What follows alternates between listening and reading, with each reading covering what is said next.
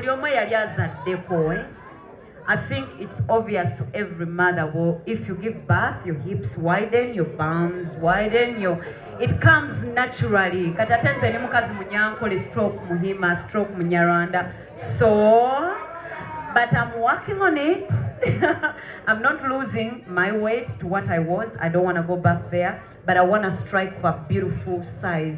Very beautiful, very sexy. It will take me some time, so please bear with my ass right now as I'm working on it. Oh yeah, lastly, Tamale Jini njagala ogalewo ebibuuzo. Yesterday, Ntambi yagenze ku police ne bamuggyako essimu ne ID zonna zonna ne bazisigaza. Naye nga ekyamutuusa ku level eyo nti yalwanira brand Sheebah era ng'ayogera amazima agali ku brand Sheebah. Gwe n'enkambi yo ne manager deal muyinawo enteekateeka yonna okuyingira mu nsonga zino. Ntambi afuna obwenkanya. Olowooza lwaki Ntambi ali ku press conference nga tetumuli naye? N'ekirala kankubuuze ssebo, sooka okomewo.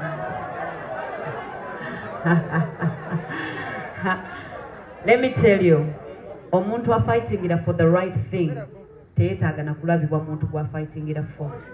It's the right thing. Newa mukibuzaabuza newa mukiteekamu okuyita abapoliisi mutiisetiisa abantu. Sikiriimu. Anti ndaba nga omanyi nkimanyi wano era nga bw'ogambye mbu mweri kampu. Nkimanyi wano nti mweri kampu waliwo be batumye. Esi. Siye gwe. Mbuuziza ku lwa munnamawulire munna. Munnamawulire munno. Yes.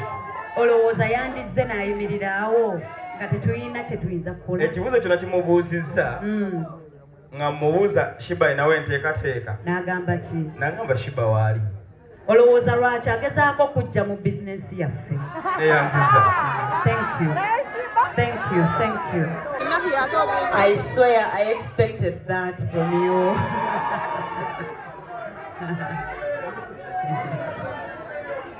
Sheebah munneesiga. Mwesiga engeri gy'ekolamu ebintu byange. Mugyesiga. Kati njagala mumpeemu just akadde kano tuve mu ki? Saagala nnyo kavuyo kangi kayingire mu ki? Mu kivulu kyaffe because saagala abantu balooze tukola kavuyo kutunda ki? It's not good for a brand like me that I have to do such things to promote a show. So saagala kiveyo kitya? But I want you to understand, I promise you that song will be released. Because you know why? It's my song. Thank you so much. Because last time I checked, go ali pro. Ate kati ogenda mu amateurs library no jayo.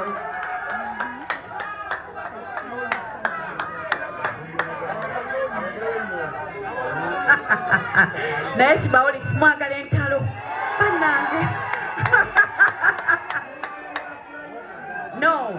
No, but for real though, I'm 35, turning 36 this year, turning 40 in 4 years. I'm not gonna sugarcoat anything anymore. We are too grown for the fakery, for the whole foolery, for the whole games, for the drama. Instead of wasting my time, go in studio, make a hit song, compete with me genuinely.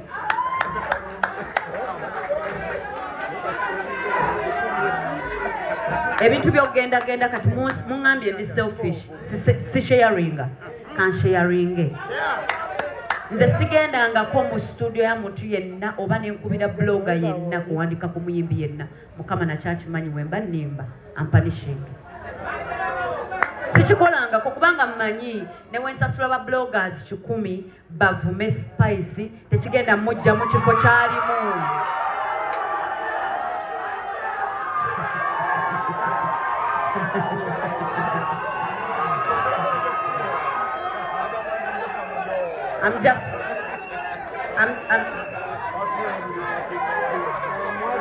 Abange Sheebaholics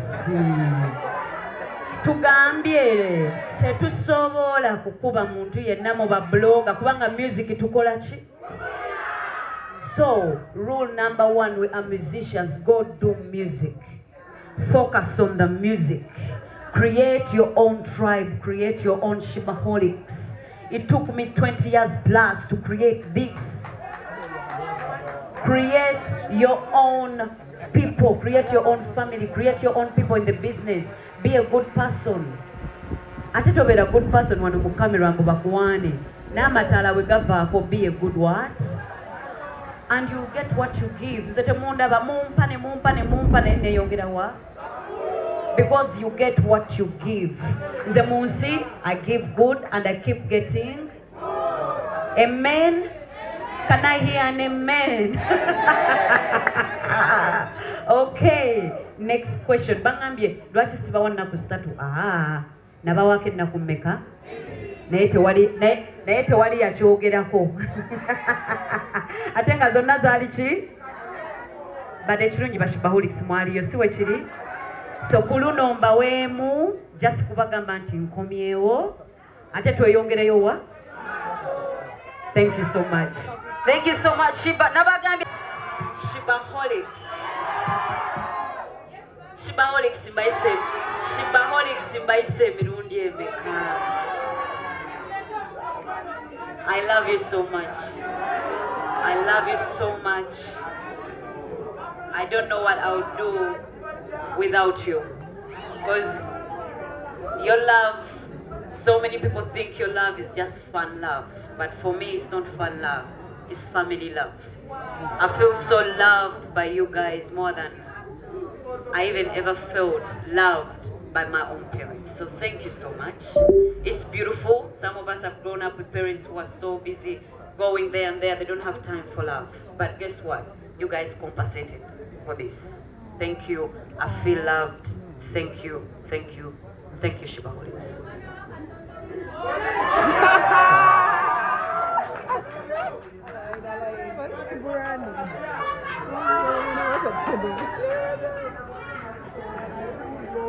I want to start. Nga tetunnagenda wala nnyo. Njagala kusooka kwebaza ba sponsors bange. Mainly my main sponsor, Juba Express. Thank you so much for trusting Sheebah, for believing in Sheebah. Trust me, we are going to do everything in our power to make sure Juba Express is part of our family. Sheebaholics, all right? Juba Express sends money all over more than 150 countries. They do. Canada, UK, Dubai, mention it. They send money at a very, very low price. More than any money transfer that you've ever used. So I'm going to be talking more about Juba Express further. But again, let me continue. Thank you, Juba Express. Thank you, Black Legacy, for always believing in me and working with me hand in hand. Victoria University, thank you for being my family. I&M Bank, thank you so much for joining my family this year. I can't wait to work with you further than this. Westlake Water, right now, thank you so much right now. Thank you, Westlake Water, you're my family, everybody knows. Trisha Safaris, Amelia's, bagamba munanga ata supporting mukwano gwe abawannugu. So Trisha Safaris, Yamchala Amelia, thank you for always. Amelia neyanza nnyo okuba omuntu asooka okugula tebo zange ku show zonna gw'osooka. I think abantu bwe bakulaba ng'otudde ku table 1 baba balowooza just njikuwadde. Gwe eva osooka okusasula table zo 2 bw'oba osazeewo era gwe wasooka ne ku luno okusasula table. Thank you so much for always being so supportive. Era nange mbadde mbasaba mugende muwagira Trisha Safaris byantambula bakutegekera engeri gy'olaga n'engeri gy'okomawo na buli kimu. Yes. Thank you so much, Capital FM, for always uplifting me, supporting me. I've never done any show, I don't think so, without Capital FM.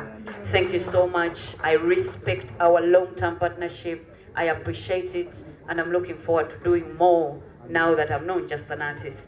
I'm now a businesswoman too. Yeah. Sanyuka, thank you so much, Sanyuka FM. Thank you so much, the whole Sanyuka company, everybody. Thank you so much for being part of this. Afro Mobile, thank you. NBS Music, thank you so much for supporting Sheebah Kalungi. Neyanziza nnyo, neyanzeege etasiima yabula akola ki badde njagala nsooke kusiima abantu bange abataatudde butuuzi naye abamu ne bannyamba okunyamba ku ssente ze nansasudde wano ate nabo ne bazinyambako ng'ezo companies emissionaries. Thank you so much. Music would be so hard wange ennaku zino twetegekera ebivulu ng'abayimbi because of so many things that we can't explain. Chitutadde mu position nga omuyimbi olina okwetegekera ki show which needs a lot of money. So thank you so much to the companies that still actually believe in the Ugandan art enough to invest in. Thank you. Now let me go to my fellow artists. Catalina Nkando, thank you. I really appreciate you. I saw your I'm never on social media. I'm so sorry. It's worse now that I'm a new mother. It's hectic. So I'm sorry. Sometimes I don't reply in time. I don't come back in time.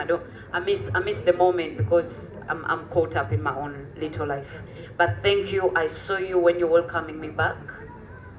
I love you so much for doing that because I pray that more female artists understand that we can love each other. There's more space for everyone. I promise you. Thank you so much, Catalina Nkando. Thank you so much, my forever fam, Kabako. Oyo mukwano gwani nganange wenagaseko ka God's favorite. Kabake ennaku zino yagattako mukwano gwa Sheebah. There is one thing that is not a joke. When someone is that proud to be your friend, that's a real friend. Thank you so much, Kabako, for always being my friend because just tokyogera nga siri nga wendi okyogera n'okukyogera nga siriiwo. It's important. Ebintu abantu beboogera mu maaso gaffe si bye bikulu. Beboogera nga tetuliiwo bye bikulu. Thank you so much. What you do nga sikulaba actions ez'okola nga siri na mu nsi Kabako.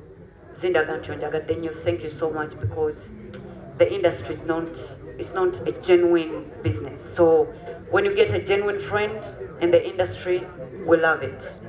Thank you so much, Topic Kasente. Thank you so much, Young Mulo. I can see you joined the farm, man. Tuchetagana kukubira ogamba Sheebah wali nange ngenda. Abbas, I see you. Sina here, I see you. Thank you so much for always, Sina and Abbas, for being part of my things. You can imagine, I didn't even know that you know, but you're here. Give it up to those two people, guys, please. Thank you. Tebamaina kumanya oba bakola oba tebali wano mu business for the first time. Bali wano just to support me. I appreciate it. Thank you so much. Nalongo Louis, I see you. Era woba oyagala table yo ne tickets zo, Nalongo Louis wali. Tips wizi bangambe tips ziwali. Oh, you have a topic? Okay, topic Kasente ne Muzanyo for always being here. I love you. Thank you so much. We've been through a lot. Rita Dansal, muyimbi wa fomu pyate nga n'amazina agamanyi. Ndeki. Omanyi industry oluusi esobola okugiving up from your beautiful kind heart. But I love the fact that I continue being beautiful enough to open up doors for those that need them. Now, Rita Dance Hall, tugenda welcoming akuba omuziki gwe agende kujja neye nsaba welcoming with warmth because si byangu tumuwagire throughout naye mukama kyeyali kyakola kyeyamutegekera. Thank you so much, Rita, for always being there. Okuva inakomawo workout is not easy for me, so I have to struggle to work out. I've been working out since my baby is 2 months, but it's not easy. So I called Rita in as my workout partner of recent for the past 3 months, so that so that I have someone who is more energetic than me, more powerful right now than me when it comes to energy and all that. So thank you, Rita, for inspiring me and pushing me in my workouts because my brand is me and I need to look exactly how I'm supposed to look. So I'm gonna work out and do everything in my power to inspire the young mothers that you can do it all. Thank you. I don't know who I've forgotten, but Queen, acidic vocals. Acidic vocals. Several. Nkulamsiza several. omwana weidinda.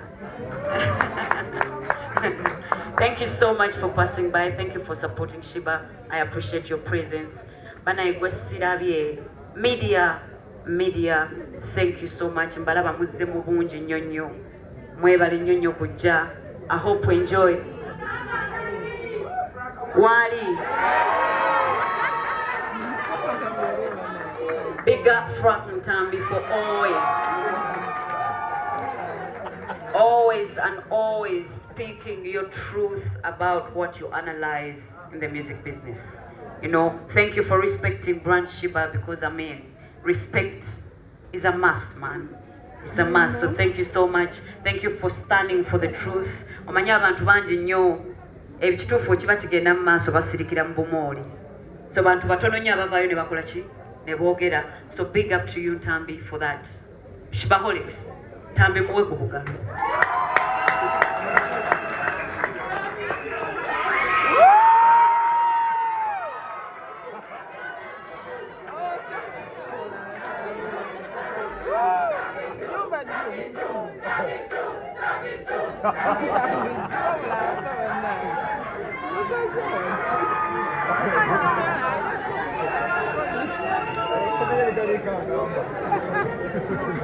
Kati njagala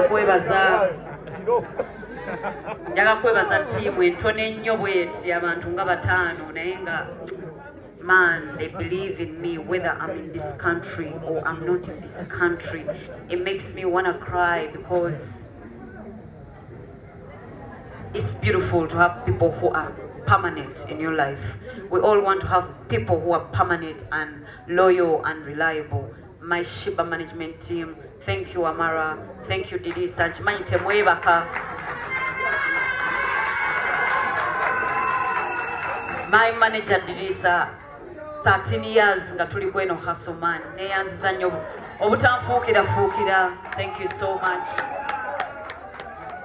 Manager Didisa, first gye nalabanga nakamulabanga nyina emyaka 23 nakati gye nkyalaba. Abantu bakyuka face. So thank you so much for being the same person that I've met 13 years ago. Big up to Jesse Trigger. Big up to Shafik, my nephew. And my brother is somewhere in this building, Isma. Thank you so much for pushing me, running, even right now. Today, 5:30, it was in my gate. We have to run. Thank you so much. I love you so much, guys. I want to thank each and every one of you. But I hope I don't forget my designers, my crew, makeup, Keith, abantu abambi abashootinga nange video paka ku macha, video ezo zimenya nnyo shooting okuva ku macha paka ku macha. Amen. So thank you to my team, hers and his. Thank you. Mwebale nnyo. Kimanyi it's a business thing, but it takes commitment and love to deliver. Thank you so much. Trish, I know you're around here. Thank you. Thank you to my security guy. Big up. Momo manye abeerawo muize as if taliiwe naye kwegezaako koleki. Thank you so much. And this show, why are we here? 22nd, the return.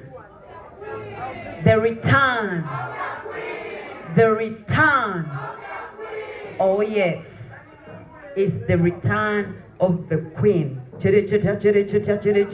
Engule najifuna misana pereketya sha mukama etosha tanzikiriza kubane bino byekona yanjigiriza ekigoma kyeku sha watabala kikole mu mateeka swala okitegedde bulungi wabula nanyumyanga nammwe. So engule najifuna misana pereketya mwenna mwali mukola ki? I worked for this so hard. It's 20 years now. So please work for your own crown, walk your own journey, and one day you will win authentically, genuinely. Okay? Shout out to everybody. I see you. Banange bashibaholics. Mwekubireko ku bugalo.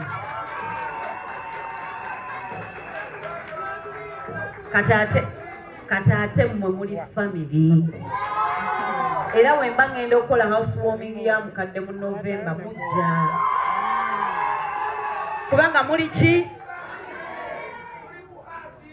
Thank you so much. Shibaholics, thank you, thank you.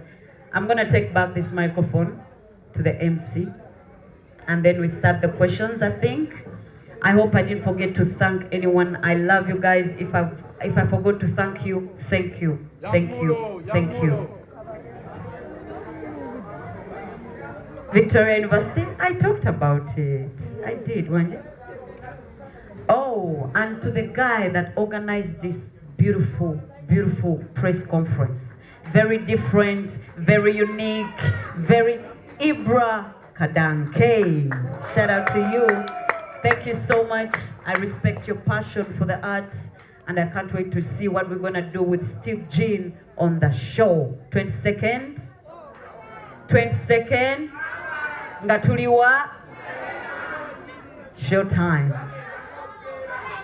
All right, akalolo ka Queen kaliwa